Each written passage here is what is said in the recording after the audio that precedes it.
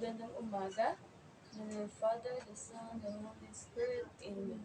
Angel of God, my guardian dear, the homeless love to makes me here. Ever this day be at my side, to guide and guide, to roll and guide. Amen. In the Father, the Son, the Holy Spirit. Amen. Magandang umaga, grade 2 LS. Magandang umaga. Okay, please sit down. So, maaari ko bang malaman kung sino ang lumiban sa araw na ito? Wala. So, everyone is present this afternoon. So, how are you today? So, raise thumbs up kung kayo ay okay at thumbs down kung hindi. So, thumbs up. Okay. Very good. So, I want you to know that meron tayong mga alimuntunin sa ating talakayan. At ang una doon ay, everybody read? Umupo ng maayos. Okay, so sit properly. And then number 2, Panatilihin ang katahimikan. Panatilihin ang katahimikan or maintain silence. Then, Susunod ang lahat. respetuhin ang lahat. At panghuli, itaas ang kamay kung meron kayong mga katanungan. Nagkakaintindihan na tayo. Okay. So, maaari yung kayong tignan.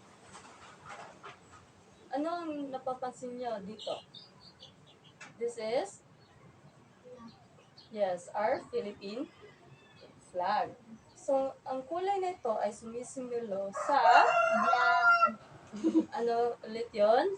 Sumisimbolo sa, blue, ang, red, ang pula ay sumisimbolo sa, ano? Ayan, asul muna, sa katarungan. At ang kulay pula ay sumisimbolo sa katapangan. So, ako'y nalabis sa tuwa dahil meron kayong natutunan sa ating tinlakay noong nakaraan araw. At ngayon, ay maglalaro muna tayo.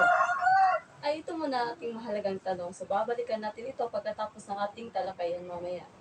So, alam niyo ba kung paano ito laruin? So, paglaruin natin ay ito games. Okay?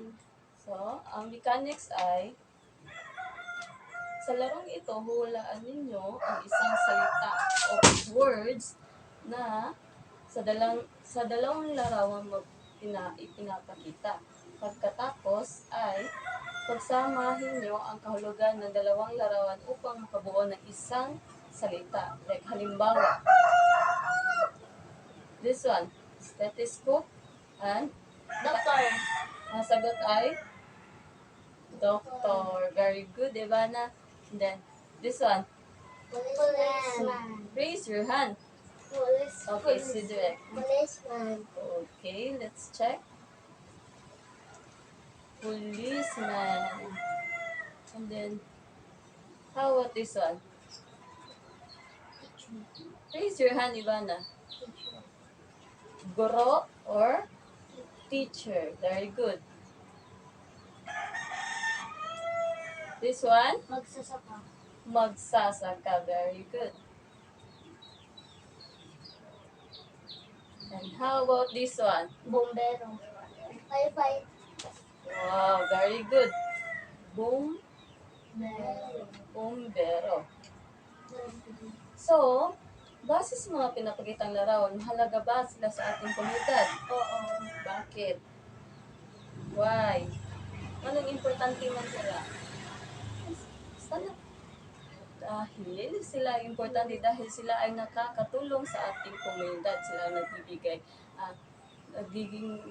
nagbigay sila ng maayos at katarungan sa ating komunidad. At anong yung nais o gusto na tagapaglingkod sa komunidad sa kasalukuyan? So, ikadakon nyo, unsa man yung ganahan? Football player, Ha? You want to be? No. You want to be a doctor. Yes. So tingin nyo, ano ang magiging talakayan natin ngayong umaga? Ito ay tungkol sa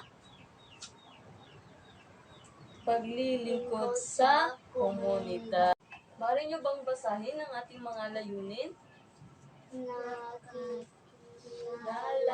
ang mga taong naglilingkod sa isang komunidad. Bibigyan ng halaga ang mga taong naglilingkod sa komunidad sa pamamagitan ng refleksyon at guguhit ng nais niyang maging propesyon sa paglaki at naipaliliwanag kung paano ito makakatulong sa kanyang sarili at sa komunidad. So, clap once if you hear me. 2. Clap 1, 2. Okay, very good. So, ngayon ay sisimula tayo. Mga taong naglilingkod sa una ay guro. Ang guro, katulad ko, ako ay nagtuturo o nagbibigay sa inyo ng impormasyon para kayo ay may matutunan. At ito namang nasa kabila ay, sino to? si teacher. Si principal. Si principal ang namumuno sa ating paaralan. Siya ay nagbibigay ng merong sigurado at magandang edukasyon. Pangalawa, sunod naman ay, sino to? Doktor at nurse. Si doktor at nurse, sila yung nagpapagaling sa atin o gumagamot. So, ginagamit nila yung ilang kaalaman sa, lalo na sa mga katawan natin, katulad ng ating puso, baga o sa ating muscle. So, saan subject ba natin tinatalakay ang parts of the body? Sa parts of the body. Sa very good. Sa asignaturang science. Next one is police lang. Sila ang nagbibigay o tumutulong sa atin sa Sila yung dumadakip sa mga taong masasamang mga tao. And then next one is bombero. Sila yung anong ginagawa nila? Pumapatay ng apoy. Gamit ang tubig. Very good. Ito ay isang engineer. Siya yung nagpaplano para meron tayong matibay at magandang building or infrastruktura. Ito naman ay mga karpentero. Sila yung gumagawa. Diba? Para mas maganda ang ating mga bahay or building. Ano naman ito? Ito ay mangingisda. Ang mangingisda, sila ang nanghuhuli ng isda upang meron silang mabenta sa palengke at meron tayong makain. At then this one is magsasaka. Sila ay nagtatanim ng anong kanilang mga tinatanim? Prutas at vegetables or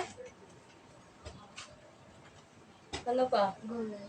Vegetables or gulay para meron kayong makain. Last is ano to? Kolektor ng basura. Siya yung di ba dito every Saturday night nanguha og basura? O para malimpyo ang atong lugar. Di ko na siya last. Saan eh? Ito ay sapatero. Siya ang nag-aayos or gumagawa sa ating mga sapatos.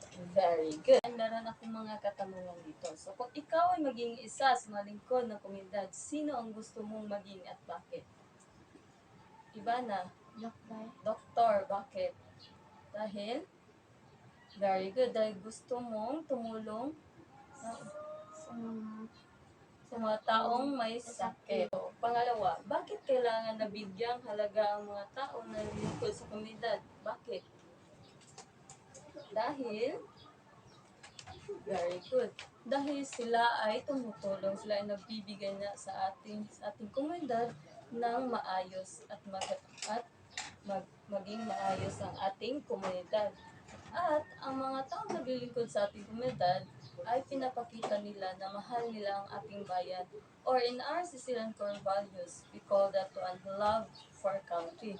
Dahil sa kanilang tapat na serbisyo. So, di ba napapanood natin ngayon sa mga balita na ang mga pulis ang nagpapasimuno sa mga krimen. So, tama ba ang kanilang ginagawa? Oo. Tama.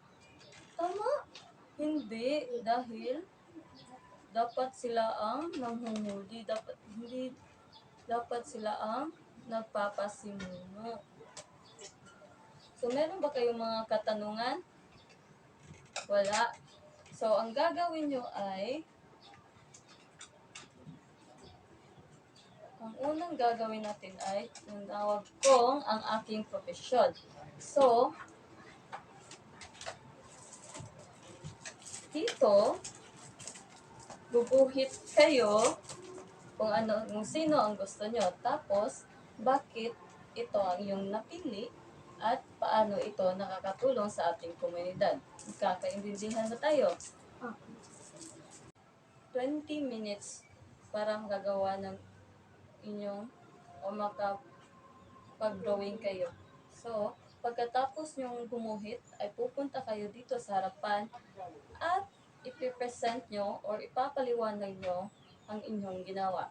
Nagkakaintindihan ba tayo? Okay. Your time is... Are you done, grade 2? Wala! Okay. So, itong pamantayan, nilalaman 30, paggamit ng boses, at eye contact. So, iba na. Here. Sa'yo mong pili. Nga naman. Okay. Very good. Cedric. Okay, so, pagpalagay lang natin na lahat kayo ay tapos na. So, ako'y natuwa dahil pinapakita nyo ang inyong paggaling sa pagguhit. Or, in our Sicilian core values, we call that one, arts lover. And next, kunin ang inyong aklat sa Araling Palipunan at buksan ito sa pahina 287 to 289. So, are you done? Okay. So, pass your book. Paano natin sila napapalagahan? Sa pamagitan ng paggalang, pasasalamat at pagtulong sa simpleng paraan at maging mabuting mamayanan. Okay, basahin ang inyong takdang aralin.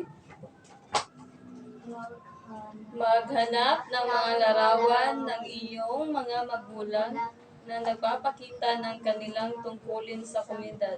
Idikit ito sa inyong AP book. So ngayon ay babalikan natin ang ating mga layunin. So thumbs up kung ito ay ating nakamit at thumbs down kung hindi. So, nakikilala ang mga tao naglilingkod sa komunidad. Okay? And then, nagbibigay halaga ang mga tao naglilingkod sa komunidad. Nagaguhit ng nais maging profesyon sa paglaki. Okay. At meron ba kayong mga katanungan? So, everybody stand up. So, your leader. Bana.